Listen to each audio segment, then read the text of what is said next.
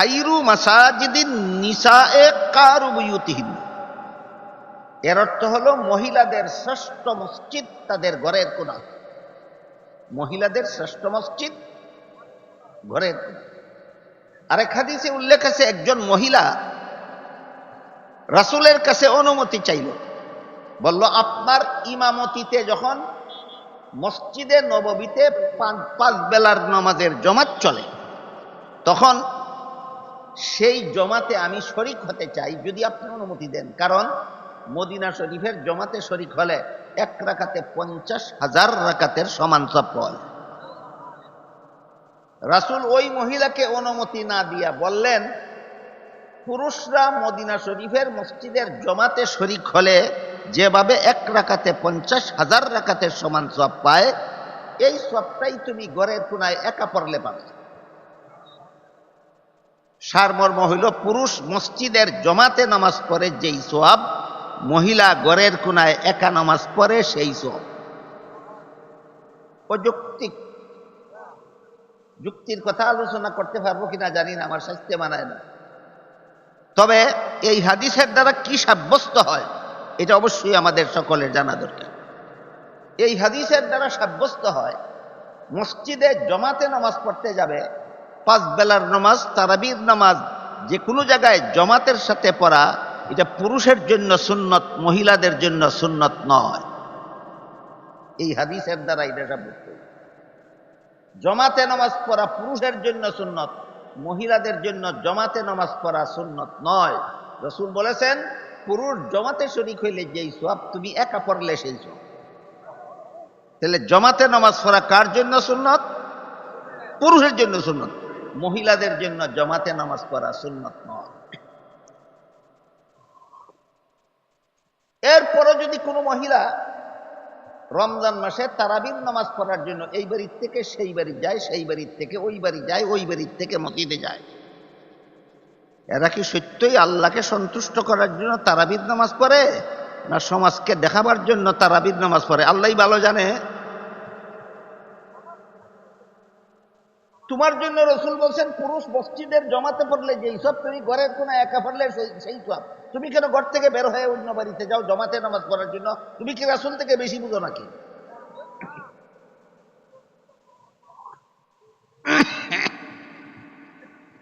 এক্ষেত্রে কিছু লোক আছে কোরআন হাদিসের কথাকে ভুল ব্যাখ্যা করে আপনাদের সামনে তুলে দেয়। এর মধ্যে একটা হাদিসের ভুল ব্যাখ্যা আপনাদের সামনে তুলে ধরা হয়। সেই হাদিসটা হলো, রাসূল করিম সাল্লাল্লাহু আলাইহি ওয়াসাল্লাম তার সাহাবাদেরকে বলেছিলেন যে, তোমাদের কোনো মহিলা যদি মসজিদের জমাতে শরীক হতে চায় তাহলে বাধা দিও না। বাধা দিও না কথার দ্বারা সুন্নত প্রমাণ হয় না বৈধ প্রমাণ হয়? হ্যাঁ, বৈধ প্রমাণ। তোমাদের কোনো মহিলা মসজিদের জমাতে শরীক হতে চাইলে বৈধ আছে, কিন্তু একা পড়লে সুন্নত। জমাতে শরীক হওয়া জায়েজ আছে, একা পড়া সুন্নত। জমাতে শরীক হওয়া জায়েজ আছে, একা পড়া সুন্নত। এই কথাটা রাসূল জীবদ্দশায় সাহাবাদেরকে বলছিলেন। রাসূলের ইন্তেকালের পর রাসূলের বিবি আয়েশা রাদিয়াল্লাহু তাআলা আনহা, রাসূলের বিবি আয়েশা রাদিয়াল্লাহু তাআলা আনহা পরিষ্কার ভাষায় বলে দিয়েছেন, সহিহ বুখারী শরীফে আছে।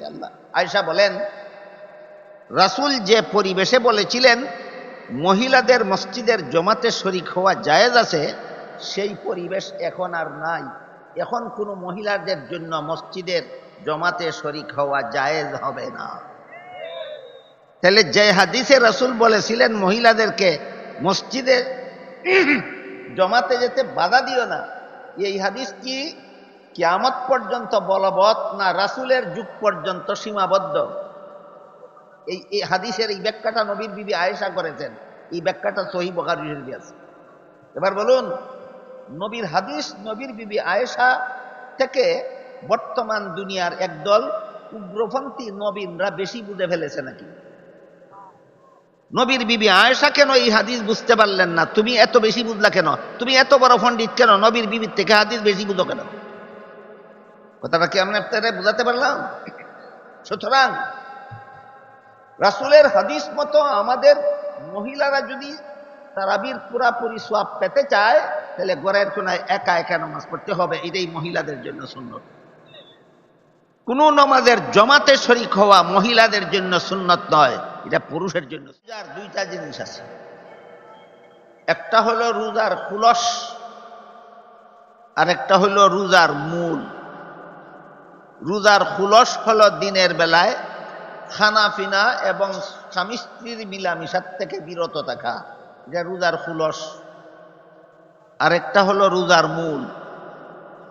আমি যদি আল্লাহর হুকুম পালনের জন্য হালাল খানা না খেয়ে থাকতে পারলাম, আমি যদি আল্লাহর হুকুম পালনের জন্য হালাল বিবির কাছে না গিয়ে থাকতে পারলাম, তাহলে হারাম কাজ ছাড়তে পারবো না কেন? এই শিক্ষা যারা রমজানে গ্রহণ করতে পারে তারা রোজার মূল অর্জন করতে পারে। কাজেই রমজান মাসের সমস্ত রোজাদার দুই রকম। একরকম রোজাদারের মধ্যে শুধু রোজার খুলস আছে, মূল নাই। আর একরকম রোজাদারের মধ্যে রোজার খুলসের মাধ্যমে রোজার মূল অর্জন করতে পারে। যাদের মধ্যে রোজার খুলস আছে, মূল নাই, উপবাস থাকে, বিবির কাছে যায় না, কিন্তু রোজাও রাখে, সুদও খায়, রোজাও রাখে, ঘুষও খায়, রোজাও রাখে, মিথ্যা কথাও বলে, রোজাও রাখে, মিথ্যা মামলাও করে, রোজাও রাখে, সব রকমের গুনার কাজও করে। আমার কথা বুঝে থাকলে আপনারা বলুন, তার কাছে রোজার কি আছে কি নাই? খুলস আছে, মূল নেই। এই রোজার ফলাফল আছে সামান্য, তেমন কোনো ফলাফল নেই। এই রোজার কি ফলাফল আছে আমি একটু পরে বলি আপনাদেরকে। এই রোজার ফলাফল আছে নগণ্য ফলাফল, তেমন কোনো ফলাফল নেই। এই জন্য হাদিস শরীফে আল্লাহ রসুল বলেছেন, এমন রোজাদারের রোজার ফলাফল বুক পিয়াসের কষ্ট সহ্য করা ছাড়া আর উল্লেখযোগ্য কোনো ফলাফল নাই। কারণ তোমার কাছে রোজার খুলস আছে, মূল নাই। যত সামান্য ফলাফল রোজার খুলসের আছে, সেটা হলো রোজা না রাখার গুনাহ থেকে তুমি বাঁচলা। রমজান মাসে রোজা না রাখলে যে গুনাহ হতো, ওই গুনাহ থেকে তুমি বাঁচলে, কিন্তু তোমার রোজা তোমাকে অন্য গুনাহ থেকে বাঁচাতে পারবো না। এই হইল রোজার খুলসের ফলাফল। আর যাদের রোজার খুলসের সাথে রোজার মূলও আছে, ঘরে হালাল খানা মজুদ থাকা সত্ত্বেও আল্লাহর হুকুমে আমি খেলাম না, ঘরে হালাল বিবি থাকা সত্ত্বেও আল্লাহর হুকুমে আমি তার কাছে গেলাম না, তবে কেন হারাম ছাড়তে পারবো না? এই শিক্ষা যারা গ্রহণ করতে পারে, রোজার ভিতরে এদের রোজার খুলসও আছে, মূলও আছে। এদের রোজার কি কি আছে? এই সমস্ত রোজাদারের ফলাফল বর্ণনা করে।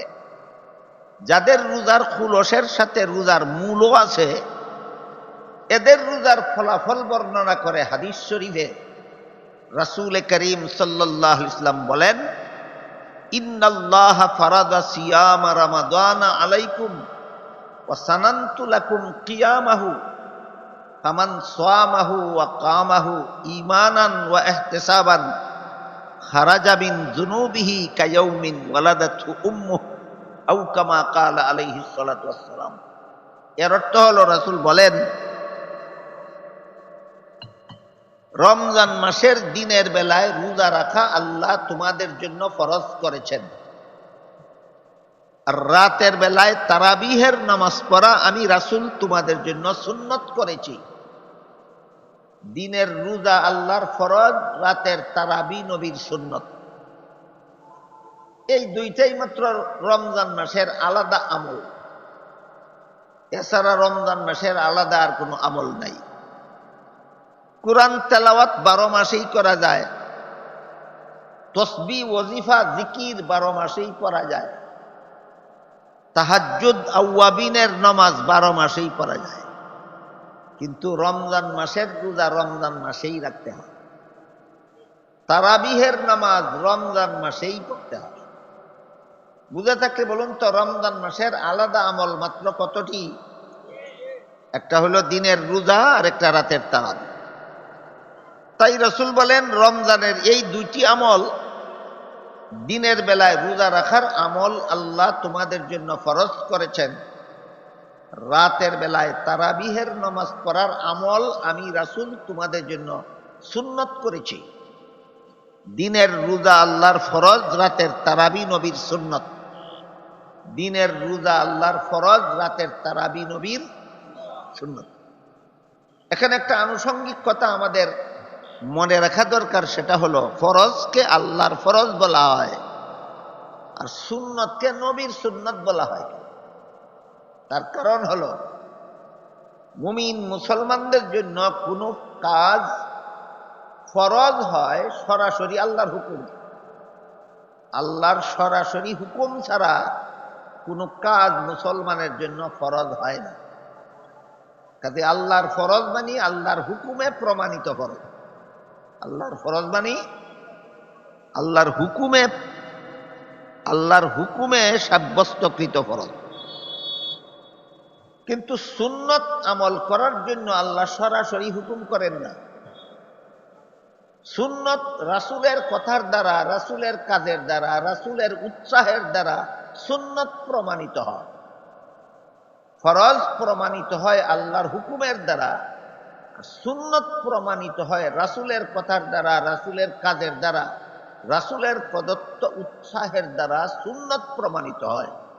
এই জন্য সুন্নতকে রাসূলের সুন্নত বলা হয়, অর্থাৎ রাসূলের মাধ্যমে প্রমাণিত। আর ফরজকে আল্লাহর ফরজ এজন্য বলা হয় আল্লাহর হুকুমে প্রমাণিত। এই হলো ফরজকে আল্লাহর ফরজ আর সুন্নতকে নবীর সুন্নত বলার কারণ। হাদিস শরীফে রাসূল বলেন, দিনের বেলায় রোজা রাখা আল্লাহ তোমাদের জন্য সরাসরি হুকুম করেছেন, তাই এটা তোমাদের জন্য ফরজ। রাতের বেলায় তারাবিহের নামাজ পড়ার জন্য ডাইরেক্ট আল্লাহ তোমাদেরকে হুকুম করেননি। আমি রাসূল তারাবির নামাজের আমল করেছি, আমার অনুসরণে তোমাদের জন্য তারাবি পড়া সুন্নাত। এরপরে রাসূল বলেন, ফামান সামাহু ওয়া কামাহু ঈমানান ওয়া ইহতিসাবান, যে ব্যক্তি রমজান মাসে দিনের বেলায় রোজা রাখবে আর রাতের বেলায় তারাবিহের নামাজ পড়বে ঈমান সংরক্ষিত থাকা অবস্থায়, একমাত্র আল্লাহর কাছে পুরস্কার পাওয়ার আশায়। দিনের রোজা আর তারাবির নামাজ এই দুই কাজ যারা করবে দুইটা শর্ত সাপেক্ষে। এক নম্বর শর্ত হইল ঈমান ঠিক থাকা অবস্থায়, না বিনষ্ট করে ফেলার পর। ঈমান ঠিক থাকা অবস্থায়। আরেকটা হলো আল্লাহর কাছে পুরস্কার পাওয়ার আশায়। ঈমান ঠিক থাকা অবস্থায় আল্লাহর কাছে পুরস্কার পাওয়ার আশায় যারা দিনের বেলায় রোজা রাখবে, রাতের বেলায় তারাবিহের নামাজ পড়বে, আল্লাহ তাদের সারা জীবনের সমস্ত গুনাহ মাফ করে দেবে। একটু আগের কথা যারা বুঝেছেন, মনে রেখেছেন, তারা বলুন রোজা রাখলে আর তারাবি পড়লে জীবনের সব গুনাহ মাফ হয়ে যায়, শুধু রোজার ফুলস রাখলে না মূল সহ?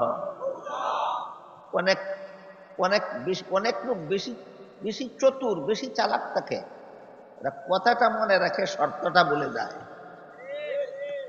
কথাটা মনে রাখে, শর্তটা ভুলে যায়। এটা হলো আল্লাহর সাথে চাতুরি। আল্লাহ কি তোমার থেকে বেশি কম চালাক নাকি? আল্লাহ কি কোনো বান্দার চেয়ে কম চালাক? তো আল্লাহর সাথে চাতুরি করে কোনো কাজ হবে না। রাসূলের এই হাদিস মতো আমরা যদি দিনের রোজা আর রাতের তারাবির দ্বারা জীবনের সমস্ত গুনাহ মাফ করাতে চাই, তাহলে রোজার ফুলস যথেষ্ট হবে না, রোজার ফুলসের সাথে রোজার মূলটা গ্রহণ করতে হবে।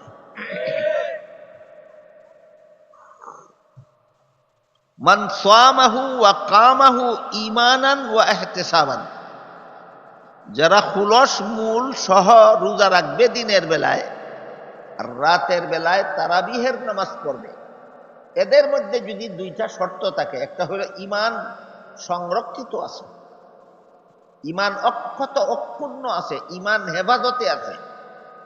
আর একটা শর্ত হলো দুনিয়ার কোনো লোভ লালসায় রোজা রাখে না, দুনিয়ার কোনো লোভ লালসায় তারাবিহের নামাজ পড়ে না, একমাত্র আল্লাহর কাছে পুরস্কার পাওয়ার আশায়, তাহলে আমি তার এই দুই আমলের মাধ্যমে তার জীবনের সমস্ত গুনাহ মাফ করে দেব।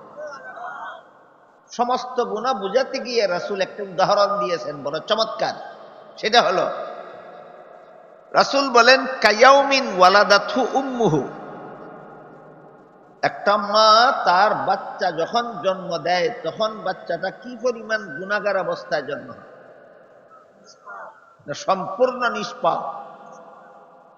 এই সন্তানের উদাহরণ দিয়ে রাসূল বলেন, একটা সন্তান নূতন জন্ম হওয়ার সময় যেই রকমের নিষ্পাপ অবস্থায় জন্ম হয়, রমজানের দুই কাজ যারা এইভাবে করবে আল্লাহ তাদেরকে সদ্য প্রসূত সন্তানের মতো সম্পূর্ণ গুনাহ মাফ করে দিবেন। একটা শর্ত হলো ঈমান হেফাজতে থাকা, ঈমান নষ্ট না হওয়া। আর একটা শর্ত হইল একমাত্র আল্লাহর সন্তুষ্টি লাভের উদ্দেশ্যে করা। এই দুইটা কথা বর্তমান জমানায় বড় কঠিন। বর্তমান জমানায় ঈমান হেফাজতে রাখা বড় কঠিন। কোন নেক আমল শুধু আল্লাহর সন্তুষ্টির উদ্দেশ্যে করা এত সহজ নয়, এই জমানায় যথেষ্ট কঠিন হয়ে দাঁড়িয়েছে। এজন্য সত্যই যদি আমরা রমজানের দুই আমলের যথাযথ পুরস্কার লাভ করতে চাই, তাহলে ঈমান কিভাবে হেফাজতে থাকে আর কিভাবে ধ্বংস হয়ে যায় সে ব্যাপারেও সতর্ক থাকতে হবে। আর আল্লাহর সন্তুষ্টির উদ্দেশ্য কখন অন্তরে থাকে, কখন অন্তরে আল্লাহর সন্তুষ্টির উদ্দেশ্য থাকে না, সেই ব্যাপারেও আমাদের সতর্ক হতে হবে। ঈমান হেফাজতে থাকে কিভাবে, থাকে না কিভাবে, এই প্রশ্নের অতি সংক্ষিপ্ত এবং সবচেয়ে সহজ জবাব হল, কোরআনে আল্লাহ যত কথা বলেছেন সবগুলি সঠিক বলেছেন, এই বিশ্বাস যতক্ষণ পর্যন্ত একটা মানুষের অন্তরে থাকবে ততক্ষণ তার ঈমান ঠিক আছে। কোরআনে আল্লাহ যা বলেছেন সঠিক বলেছেন, কোরআনে আল্লাহ যা বলেছেন সঠিক বলেছেন, বিশ্বাস যতক্ষণ অন্তরে থাকবে ততক্ষণ ঈমান ঠিক আছে। আমার মনে হয় আমি যদি আপনাদের জিজ্ঞাসা করি যে কোরআনে আল্লাহ যা বলেছেন সব কথা সঠিক বলেছেন বলে আপনারা বিশ্বাস করেন কিনা, আমার মনে হয় জিজ্ঞাসা করলে সবাই বলবেন আমরা বিশ্বাস করি। আপনারা সবাই হয়তো বিশ্বাস করেন বাস্তবে, কিন্তু আমাদের সমাজে এরকম লক্ষ লক্ষ নামধারী মুসলমান আছে এই বাংলাদেশে, যারা কোরআনের সব কথাকে সঠিক মনে করে না। এদের ঈমান ঠিক নাই, ঈমান ধ্বংস হয়ে গেছে। যেমন ভাবে উযুর 4 ফরজ আদায় করলে উযু হয়, পেশাব করে দিলে আর উযুটা থাকে না। কি বলেন? উযুর 4 ফরজ আদায় করে উযু করলে উযু হয়, তারপরে পেশাব করে দিলে উযুটা আর থাকে না। ঠিক তেমনি ভাবে কোরআনের সব কথা বিশ্বাস করলে ঈমান হয়, কিন্তু কোনো কথায় আস্থা না থাকলে আর ঈমান থাকে না।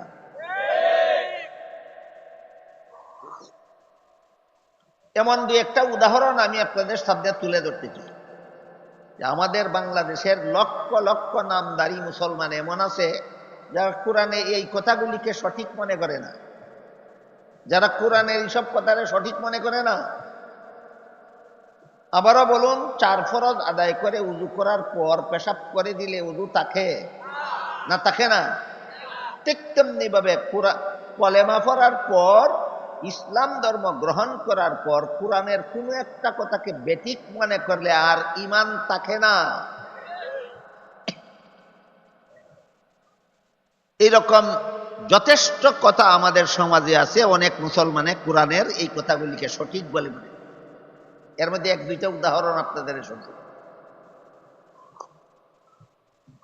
পবিত্র কোরআনের সূরা আহজাবের 33 নম্বর আয়াতের শুরুতেই আল্লাহ মুসলমান মহিলাদের সম্বোধন করে বলেন ওয়াকারনা ফি বুয়ুতিকুন্না, অর্থাৎ হে মুসলমান মহিলারা তোমরা বসবাসের ঘরে থাকো। কোথায় থাকবে? বসবাসের ঘরে। বলুন তো আমাদের সমাজে এমন নামদারি মুসলমান আছেন কিনা যারা বলেন পুরুষ ইচ্ছামতো পথে ঘাটে হাটে মাঠে শহরে বন্দরে যেখানে সেখানে ঘোরাফেরা করতে পারে, মহিলারা বসবাসের ঘরে বসে থাকবে কেন?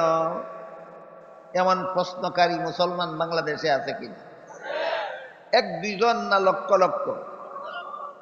এদের কি সূরা আহজাবের 33 নম্বর আয়াত এরা কি সঠিক মনে করে? তাহলে তুমি তো উযু করছিলা ঠিক হই, এখন তো পেশাব করে দিছ। কি করছিল? এখন কি করে দিছে? তোমার তো আর উযু নাই, তোমার তো আর ঈমান নাই। তুমি সারাদিন উপবাস থাকলে রমজান মাসে কি হবে? তুমি খতমে তারাবি ডেলি ডেলি পড়লে কি হবে? তোমার তো মূল নাই। যার উযু নাই সে সারা রাতে 100 রাকাত নফল পড়লে কি হবে? তাহলে যার ঈমানই নাই সে রোজা রাখলে আর তারাবি পড়লে কি হবে? এই জন্য রাসূল এগুলি আল্লাহর ওহী পাইয়া রাসূল বলেছেন। আল্লাহ কিন্তু আগেই জানতেন আখিরি জমানার মুসলমানের এই দুর্দশাটা হবে। ঈমানই ঠিক নাই, অথচ রোজাও রাখবে তারাবিও করে। তাই রাসূল আগে ভাগে বলে দিয়েছেন ঈমানান ওয়া ইহতিসাবান, দিনের বেলায় রোজা রাখবা, রাতের বেলায় তারাবিহের নামাজ পড়বা। ঈমানটা যদি ঠিক থাকে তাইলে গুনাহ মাফ হবে, আর ঈমানই যদি ঠিক না থাকে তাইলে তোমার রোজাও কিসের আর তারাবিও কিসের?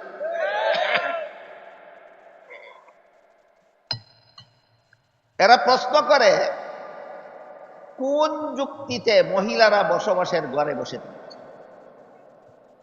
যারা মহিলাদেরকে পুরুষের মতো যেখানে সেখানে বিচরণ করতে দেওয়ার পক্ষপাতী, এক কথায় যারা বলে আমরা নারী পুরুষের সমান অধিকার চাই, বলে কিনা?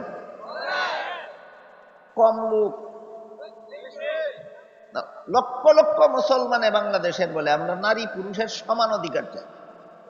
কাজে পুরুষ যদি যখন তখন যেখানে সেখানে বিচরণ করতে পারে, মহিলারা বসবাসের ঘরে বসে থাকবে কেন?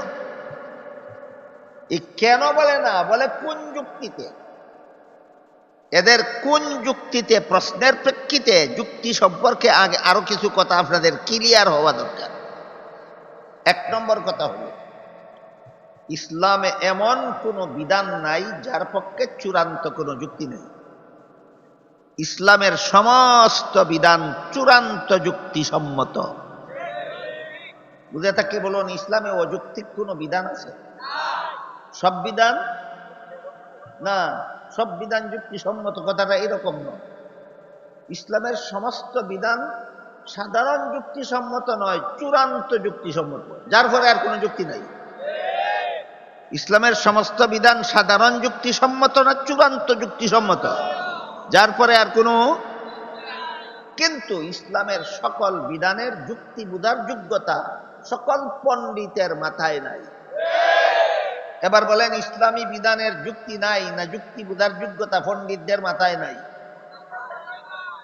তাহলে সূরা আহজাবের 33 নম্বর আয়াতে যে বিধান দিলেন মুসলমান মহিলা বসবাসের ঘরে থাকো, মুসলমান মহিলা বসবাসের ঘরে থাকো, মুসলমান মহিলা বসবাসের ঘরে থাকো, এই বিধানটা অযৌক্তিক না চূড়ান্ত যুক্তিসম্মত? আমরা একটু বোঝার চেষ্টা করি। যেহেতু এই সমস্ত সমান অধিকারবাদীরা যুক্তি চায়, কোন যুক্তিতে, তাই যুক্তিটাও একটু বোঝার চেষ্টা করি। আল্লাহ পাক রব্বুল আলামিন সংসার জীবনে মহিলাদেরকে একচেটিয়াভাবে কতগুলি দায়িত্ব দিয়েছেন, সর্বমোট 5টা। সংসার জীবনে মহিলাদের দায়িত্ব দিয়েছেন 5টা, পুরুষকে দায়িত্ব দিয়েছেন মাত্র 1টা। বিস্তারিত বোঝার আগে স্মরণ রাখুন, মহিলাদের দায়িত্ব কর্মজীবনে কটা, পুরুষের কটা? এবার শুনুন মহিলার ভাষা কি।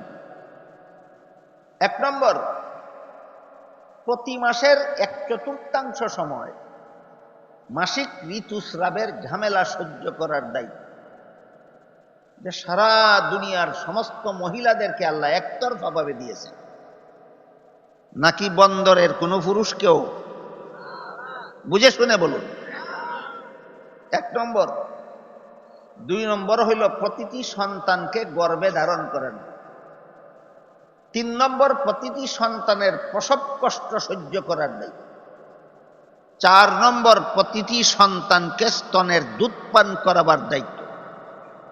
5 নম্বর, প্রতিটি সন্তান নিজে নিজে চলাফেরার যোগ্য হওয়ার পূর্ব পর্যন্ত সন্তান লালন পালন করার দায়িত্ব। বুঝে থাকলে বলুন, সংসার জীবনে আল্লাহ মহিলাদের কতগুলি দায়িত্ব দিয়েছেন? 5টা দায়িত্ব। পুরুষকে দিয়েছেন কটা? সেটা হইল তুমি শুধু রুজি করবা আর মহিলা শুধু খরচ করবে। হ্যাঁ, উপার্জনে শ্রম খাটার দায়িত্বটা পুরুষের। এই দায়িত্বটা দিয়েছেন পুরুষ। হাল চাষ করতে হয় তুমি করবে, ফসল বুক করবে মহিলা। ব্যবসা করতে হয় তুমি করবা, মুনাফা বুক করবে মহিলা। চাকরি করতে হয় তুমি করবা, বেতন বুক করবে মহিলা। উপার্জনে শ্রম খাটার দায়িত্বটা দিয়েছেন পুরুষকে, আর 5টা দায়িত্ব দিয়েছেন মহিলাকে। বুঝলেন? এবার বলুন, যে পুরুষ মহিলার 5টা দায়িত্বের একটাও নিতে পারে না, আবার নিজের একটা মাত্র দায়িত্ব মহিলাকে দিতে চায়, এমন পুরুষ কি আছে সমাজে? এরা কি দুনিয়াতে আসলো গুড়ার ঘাস কাটতো? এই বেহায়া বেলা যারা, তোরা দুনিয়াতে আইসে গুড়ার ঘাস কাটতে? বেচারির 5টা দায়িত্বের একটাও তুই নিতে পারস না, তোর একটা মাত্র দায়িত্ব তাও মহিলার গাড়ে চাপাতে চাস। তোর মতো বেইনসাফ আছে কোথায়?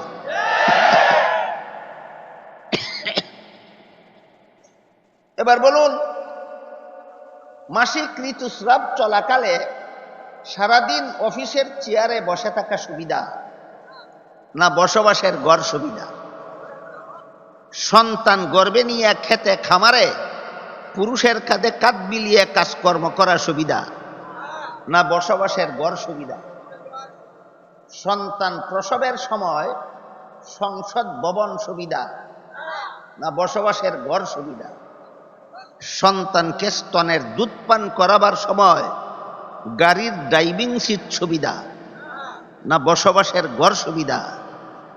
সন্তানকে খাওয়ানি, পেশাব পায়খানা করানি, ঘুম পাড়ানির জন্য হাট বাজার সুবিধা না বসবাসের ঘর সুবিধা?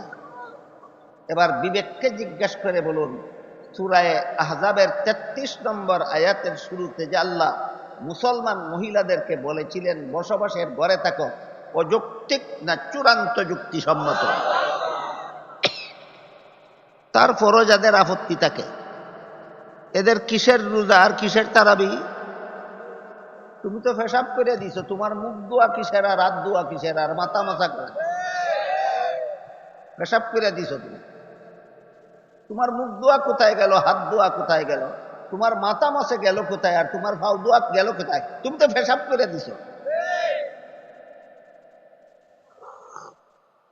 এজন্য রাসূল বলেন, ফামান সামাহু ওয়া কামাহু ঈমানান ওয়া ইহতিসাবান, দিনে রোজা রাখলো আর রাতের তারাবি করলো, ফল পেতে চাইলে প্রথম শর্ত হইল ঈমানটা ঠিক থাকতে হবে। ঈমান কেমনে ঠিক থাকে? কোরআনের সব কথা সঠিক বিশ্বাস করলে, সঠিক কোরআনের সব কথা সঠিক বিশ্বাস করলে ঈমান ঠিক থাকে। কোরআনের কোনো একটা কথাকে বেঠিক মনে করলে বেঈমান হইয়া যায়। বেঈমানের আবার রোজা কি আর তারাবি কি?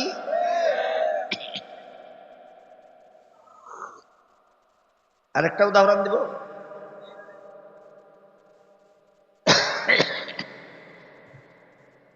সূরা নিসার 11 নম্বর আয়াতে আল্লাহ বলেছেন, ওয়ালিদ যাকারি মিসলু হাজ্জিল উনসায়াইন। এর অর্থ হলো পিতামাতা মারা গেলে পিতামাতার ত্যায্য সম্পত্তিতে ছেলে পাবে 2 অংশ, মেয়ে পাবে 1 অংশ। আজকে নতুন শুনলেন? এটা আল্লাহর বিধান বলেছেন সূরা নিসার 11 নম্বরে। আল্লাহ এই বিধান বর্ণনা করেছেন সূরা নিসার 11 নম্বর আয়াতে। ছেলে পাবে 2 অংশ, মেয়ে পাবে 1 অংশ। আবারও সমান অধিকারের দোহাই। এখানে এসেও ওই আগের লোকেরাই সমান অধিকারের দোহাই তুলে বলে ছেলে যেই বাবার সন্তান, মেয়ে সেই বাবার সন্তান। ছেলের মুখ আছে খাওয়ার দরকার, মেয়েরও মুখ আছে খাওয়ার দরকার। ছেলের শরীর আছে পোশাকের দরকার, মেয়েরও শরীর আছে পোশাকের দরকার। ছেলের জীবনযাপনের জন্য বাড়িঘরের দরকার, মেয়েরও জীবনযাপনের জন্য বাড়িঘরের দরকার। এমত অবস্থায় একই বাবার সন্তান হওয়া সত্ত্বেও বাবার সম্পদে ছেলেকে 2 অংশ দিয়ে মেয়েকে 1 অংশ দিলে সমান অধিকার ঠিক থাকে না? বলে কিনা? 2-4 জন না লাখ লাখ? এরা কি সূরা নিসার 11 নম্বর আয়াতে বিশ্বাসী না অবিশ্বাসী? কোরআনের কোন আয়াতে অবিশ্বাসী থাকার নামই ঈমান ঠিক রাখা না ঈমান ধ্বংস করে দেওয়া? তোমার কিসের রোজা, কিসের তারাবি? তোমার তো ঈমানই নাই। আপনারা যদি এখানে কেউ মনে মনে ভাবেন যে তাহলে এটা কোন যুক্তিতে, ওই তারা বলে সমান অধিকারওয়ালারা বলে কোন যুক্তিতে? একই বাবার সন্তান হওয়া সত্ত্বেও ছেলেকে 2 অংশ, মেয়েকে 1 অংশ দিব, কোন যুক্তিতে? বলবো যুক্তিটা? ছেলের জীবনে খরচের খাত আছে 3টা। 1 নম্বর, সাবালক হওয়ার পর থেকে নিজের লালন পালনের দায়িত্ব নিজেরই। 2 নম্বর, বিয়ে করার পর থেকে ছেলের বউ পালার দায়িত্ব তার বাপের না নিজেরই। 3 নম্বর, ছেলের সন্তানাদি জন্ম হওয়ার পর থেকে সন্তান পালার দায়িত্ব তারই। কটা হইল? ছেলের জীবনে খরচের খাত আছে 3টা, অংশ পাইছে 2টা। খরচ আছে 3টা, অংশ পাইছে। মেয়ের জীবনে খরচের কোনো খাত নাই। বিয়ের পূর্ব পর্যন্ত লালন পালনের দায়িত্ব বাবার, বিয়ের পর থেকে জন্মের পর থেকে বিয়ের পূর্ব পর্যন্ত লালন পালনের দায়িত্ব বাবার, বিয়ের পর থেকে মরণ পর্যন্ত লালন পালনের দায়িত্ব স্বামী। নিজের লালন পালনের দায়িত্ব নাই, স্বামী ফালার দায়িত্ব নাই, বাচ্চা ফালার দায়িত্ব নাই, খরচ নাই একটাও, অংশ পাইছে একটা। এবার বলুন, 3 খরচওয়ালার 2 অংশ পাইলে বেশি পায় না নাই খরচওয়ালার 1 অংশই বেশি? পণ্ডিতে এত কথা বুঝে না, পণ্ডিতে খালি বুঝে 1 থেকে 2 বেশি। পণ্ডিতের ঘরের পণ্ডিত।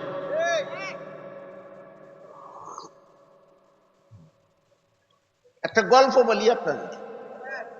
একটা লোক ছিল নেহায়েত মূর্খ, লেখাপড়া তো জানেই না, দোস্ত তো জানে না। এই মূর্খ লোকটা তার ছেলেকে স্কুলে লেখাপড়া করতে দিয়েছিল। ছেলে খুব মেধাবী ছিল। একাধারে 10 বছর স্কুলে লেখাপড়া করে তার ছেলে এসএসসি পরীক্ষা দিয়া ফার্স্ট ডিভিশন, ফার্স্ট বয় হইয়া পাশ করবে। বুঝে থাকলে বলুন তো, ফার্স্ট বয় হয়ে থাকলে রোল নম্বর কত হবে? বাপ শিক্ষিত না মূর্খ?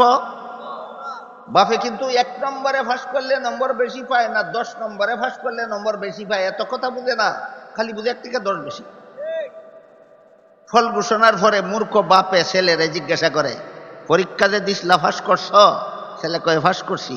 কত নম্বরে? 1 নম্বরে। কয়ে বেটা সর্বনাশ করছি। ছেলে কয়ে কি সর্বনাশ করলে?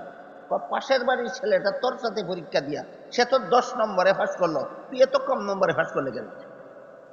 ই অশিক্ষিত গোয়ারে যেমন বুঝে না 10 নম্বরে ফাঁস করলে নম্বর বেশি পায় না, 1 নম্বরে ফাঁস করলে নম্বর বেশি পায়, ঠিক তেমনি ভাবে কতগুলি শিক্ষিত গোয়ারেও বুঝে না 3 খরচওয়ালা 2 অংশ পাইলে বেশি পায় না নাই খরচওয়ালার 1 অংশই বেশি হয়। তোমার কিসের রোজা আর কিসের তারাবি? তুমি তো পেশাব করে দিছ, বুঝেন নাই? কি করে দিছে? পেশাব করে দিছে। এজন্য হাদিস শরীফে রাসূল করিম সাল্লাল্লাহু আলাইহি ওয়াসাল্লাম বলেন, মান সামাহু ওয়া কামাহু ঈমানান ওয়া ইহতিসাবান খারাজা মিন যুনুবিহি কায়াউমিন ওয়ালাদাতহু উম্মুহু। যেই ব্যক্তি মূল এবং খুলস সহ দিনের বেলায় রোজা রাখলো আর রাতের বেলায় তারাবিহের নামাজ পড়লো, সে যদি তার যদি ঈমান ঠিক থাকে আর নিয়ত সহি থাকে, সারা জীবনের সমস্ত গুনাহ মাফ। শুধু সারা জীবনের সমস্ত গুনাহ মাফ এটা বুঝে শর্তগুলি ভুলিয়া যায়। এগুলি কি বোকামি না চাতুরি? বোকামি। আল্লাহ জানে বোকামি না চাতুরি। আর একটা গল্প কইতে আপনারাই টের পাবেন বোকামি না চাতুরি। আরেক মূর্খ গেছিল কমলা কিনতে, দোকানদারকে জিজ্ঞাসা করে, ভাই তোমার কমলার কেজি কত? আজকাল কেজি হিসাব বিক্রি হয়, আগে তো খালি হিসাবে বিক্রি। ভাই তোমার কমলার কেজি কত? বললো কমলার কেজি 100 টাকা। কথার কথা, হয়তো আপনাদের এলাকায় কম বেশি হইতে পারে, ধরে নেন হয়তো তো বিষয়টা বোঝেন। দোকানদার বলে আমার কমলার কেজি 100 টাকা। সে বলে ভাই আমি গরিব মানুষ, আমার বাবা অসুস্থ, দয়া করে আমার কাছ থেকে কিছু মূল্য কম রাখে। দোকানদার কয় তোমার কাছ থেকে 10 টাকা কম রাখলে সমস্ত কাস্টমারের কাছ থেকেই 10 টাকা করে কম রাখতে হবে, এটা ব্যবসার নীতি। আর সকলের কাছ থেকে 90 টাকা করে রাখলে আমার ব্যবসা লোকসান যাবে, আমার ব্যবসার লাভ হবে না, কাজেই 1 টাকাও কম রাখতে পারবো না। তুমি গরিব হিসাবে তোমার অসুস্থ বাবার জন্য নিবা, এই হিসাবে তোমার জন্য স্পেশাল একটা ফ্যাসিলিটি দিতে পারি। কি ফ্যাসিলিটি দিবা? বলল তুমি যদি আমার রেটটা ঠিক রাখো, একালি কমলা যদি 100 টাকা দিয়া কিনো, আমার রেট ঠিক রইল, আর কেউ বলতে পারবে না তোমার কাছ থেকে কম মূল্যে বিক্রি করেছি। আমার রেট যদি ঠিক রাখো, তুমি যদি 1 কেজি কমলা আমার কাছ থেকে 100 টাকা দিয়া কিনো, তাইলে তোমার অসুস্থ বাবাকে আমি একটা কমলা বিনামূল্যে দিয়া দিব, ফ্রি। কি দিবে? ফ্রি দিয়া দিবে। ওই লোকটা কেমন বোকা ছিল অথবা কেমন চালাক ছিল আপনারা বুঝলেন। এখন বলে ঠিক আছে, 1 কেজি কমলা তোমার কাছ থেকে আমি 100 টাকা দিয়ে অন্যদিন নেব, আজকে ফ্রিটা দিয়া দাও। এটা চালাক? এটা কি বোকা না চালাক? এই রকমের কিছু চালাক আমাদের মধ্যে আছে।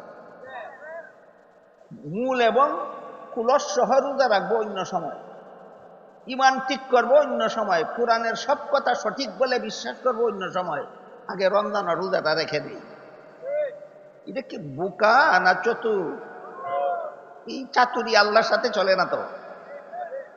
কমলার দোকানদারের সাথে চাতুরি চলতে পারে, আল্লাহর সাথে তো চাতুরি চলে না। এই জন্য কোন কবি বলেন, কারেহা বা খালকেদারি জুমলা রাস্ট, কারেহা বা খালকেদারি জুমলা রাস্ট, বা খুদা তাজবীর হিলা কায়রওয়াস্ট।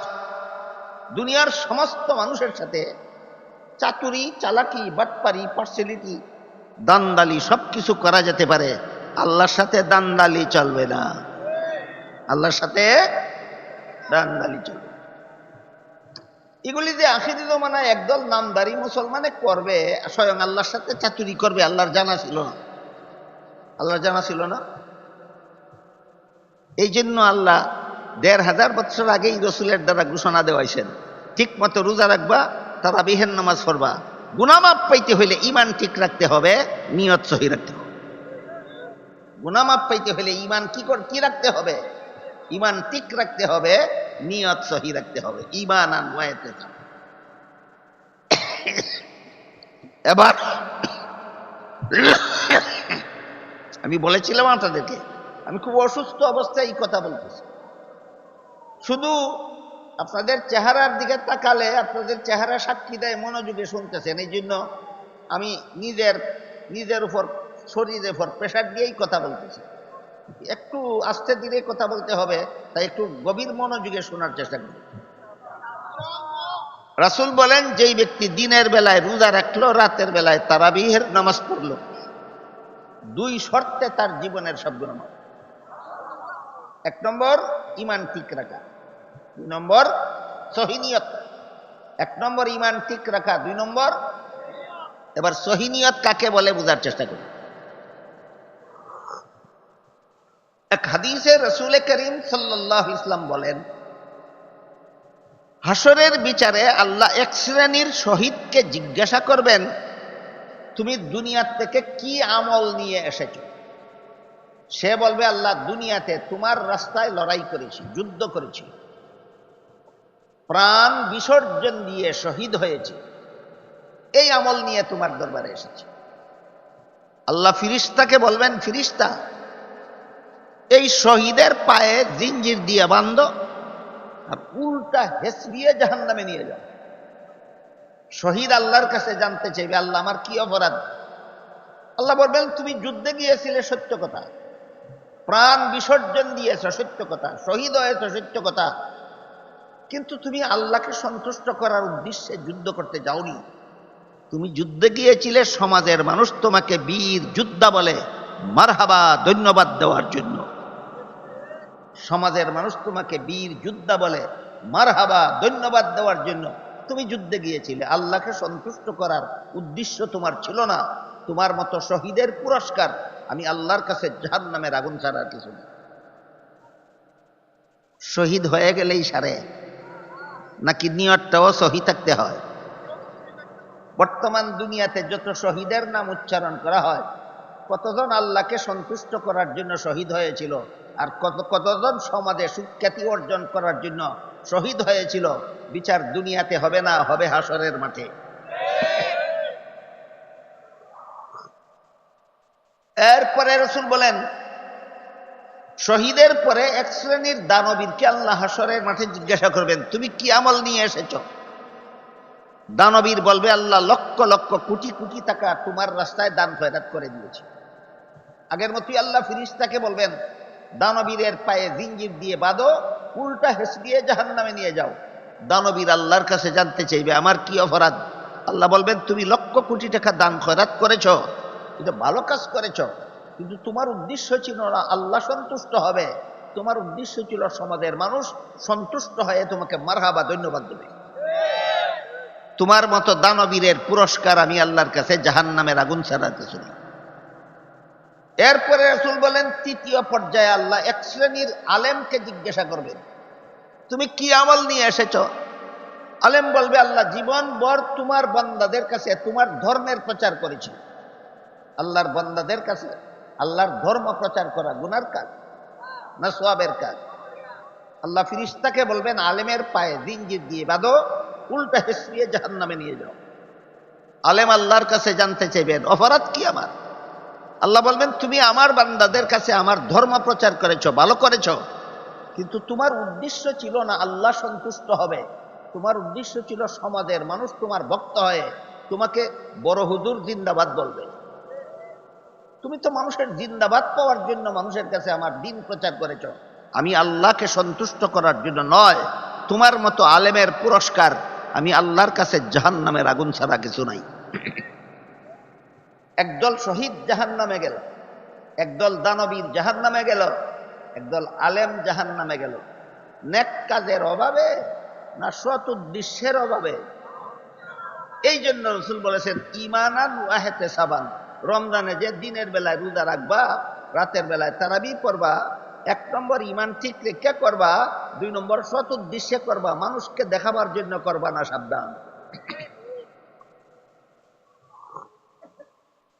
এবার আমরা মানুষকে দেখাবার জন্য কে কে রোজা রাখি, আর কে কে মানুষকে দেখাবার জন্য তারাবি করি, আর কে কে আল্লাহকে সন্তুষ্ট করার জন্য করি, মানুষ দেখুক বা না দেখুক, এই বিষয়টাও আলোচনা করার দরকার ছিল, কিন্তু আমার স্বাস্থ্য মানায় না, করবটা কি? আর আরো স্বস্তিরে আরো আস্তে ধীরে কথা বলতে হবে, আপনাদের আরো একটু গভীর মনোযোগে শুনতে হবে। এক হাদিসে রাসূল করিম সাল্লাল্লাহু আলাইহি ওয়াসাল্লাম বলেন, খায়রু মাসাজিদিন নিসায়ে কারু বুয়ুতিহিন। এর অর্থ হলো, মহিলাদের শ্রেষ্ঠ মসজিদ তাদের ঘরের কোণা। মহিলাদের শ্রেষ্ঠ মসজিদ ঘরের কোণা। আরেক হাদিসে উল্লেখ আছে, একজন মহিলা রাসূলের কাছে অনুমতি চাইল, বলল, আপনার ইমামতিতে যখন মসজিদে নববীতে 5 বেলার নামাজের জমাত চলে, তখন সেই জমাতে আমি শরীক হতে চাই, যদি আপনি অনুমতি দেন। কারণ মদিনা শরীফের জমাতে শরীক হলে 1 রাকাতে 50,000 রাকাতের সমান সওয়াব পাওয়া যায়। রাসূল ওই মহিলাকে অনুমতি না দিয়া বললেন, পুরুষরা মদিনা শরীফের মসজিদের জমাতে শরিক হলে যেভাবে এক রাকাতে 50,000 রাকাতের সমান সওয়াব পায়, এই সওয়াবটাই তুমি ঘরের কোনায় একা পড়লে পাবে। সারমর্ম হইল, পুরুষ মসজিদের জমাতে নামাজ পড়ে যেই সওয়াব, মহিলা ঘরের কোনায় একা নামাজ পড়ে সেই সওয়াব। অযৌক্তিক যুক্তির কথা আলোচনা করতে পারবো কিনা জানি না, আমার স্বাস্থ্য মানায় না। তবে এই হাদিসের দ্বারা কি সাব্যস্ত হয় এটা অবশ্যই আমাদের সকলের জানা দরকার। এই হাদিসের দ্বারা সাব্যস্ত হয়, মসজিদে জমাতে নামাজ পড়তে যাবে, 5 বেলার নামাজ, তারাবির নামাজ যে কোনো জায়গায় জমাতের সাথে পড়া, এটা পুরুষের জন্য সুন্নত, মহিলাদের জন্য সুন্নত নয়। এই হাদিসের দ্বারা এটা সাব্যস্ত। জমাতে নামাজ পড়া পুরুষের জন্য সুন্নত, মহিলাদের জন্য জমাতে নামাজ পড়া সুন্নত নয়। রাসূল বলেছেন, পুরুষ জমাতে শরীক হইলে যেই সওয়াব, তুমি একা পড়লে সেই সওয়াব। তাহলে জমাতে নামাজ পড়া কার জন্য সুন্নত? পুরুষের জন্য সুন্নত, মহিলাদের জন্য জমাতে নামাজ পড়া সুন্নত নয়। এরপরও যদি কোনো মহিলা রমজান মাসে তারাবির নামাজ পড়ার জন্য এই বাড়ির থেকে সেই বাড়ি যায়, সেই বাড়ির থেকে ওই বাড়ি যায়, ওই বাড়ির থেকে মসজিদে যায়, এরা কি সত্যই আল্লাহকে সন্তুষ্ট করার জন্য তারাবির নামাজ পড়ে, না সমাজকে দেখাবার জন্য তারাবির নামাজ পড়ে? আল্লাহই ভালো জানে। তোমার জন্য রাসূল বলছেন, পুরুষ মসজিদের জমাতে পড়লে যেই সব, তুমি ঘরের কোন একা পড়লে সেই সব। তুমি কেন ঘর থেকে বের হয়ে অন্য বাড়িতে যাও জমাতে নামাজ পড়ার জন্য? তুমি কি রাসূল থেকে বেশি বুঝো নাকি?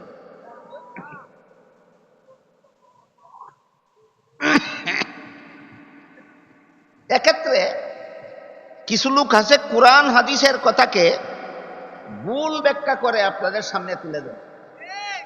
এর মধ্যে একটা হাদিসের ভুল ব্যাখ্যা আপনাদের সামনে তুলে ধরা হয়। সেই হাদিসটা হলো, রাসূল করিম সাল্লাল্লাহু আলাইহি ওয়াসাল্লাম তার সাহাবাদেরকে বলেছিলেন যে, তোমাদের কোনো মহিলা যদি মসজিদের জমাতে শরিক হতে চায় তাহলে বাধা দিও না। বাধা দিও না কথার দ্বারা সুন্নত প্রমাণ হয় না বৈধ প্রমাণ হয়? হ্যাঁ, বৈধ প্রমাণ। তোমাদের কোনো মহিলা মসজিদের জমাতে শরিক হতে চাইলে বৈধ আছে, কিন্তু একা পড়লে সুন্নত। জমাতে শরিক হওয়া জায়েজ আছে, একা পড়া সুন্নত। জমাতে শরিক হওয়া জায়েজ আছে, একা পড়া সুন্নত। এই কথাটা রাসূল জীবদ্দশায় সাহাবাদেরকে বলছিলেন।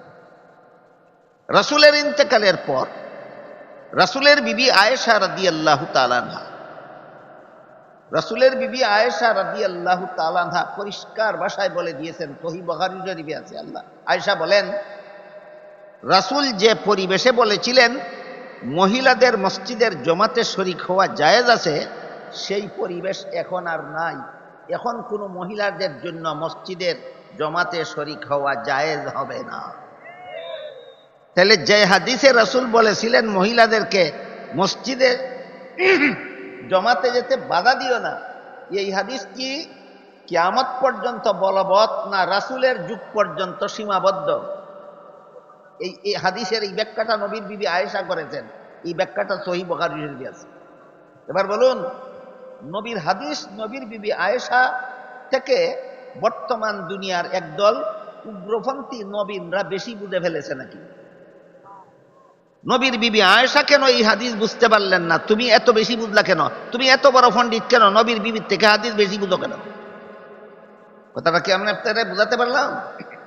সুতরাং রাসূলের হাদিস মতো আমাদের মহিলারা যদি তারাবির পুরাপুরি সওয়াব পেতে চায়, তাহলে ঘরের কোনায় একা একা নামাজ পড়তে হবে। এটাই মহিলাদের জন্য সুন্নত। কোন নামাজের জমাতে শরিক হওয়া মহিলাদের জন্য সুন্নত নয়, এটা পুরুষের জন্য সুন্নত।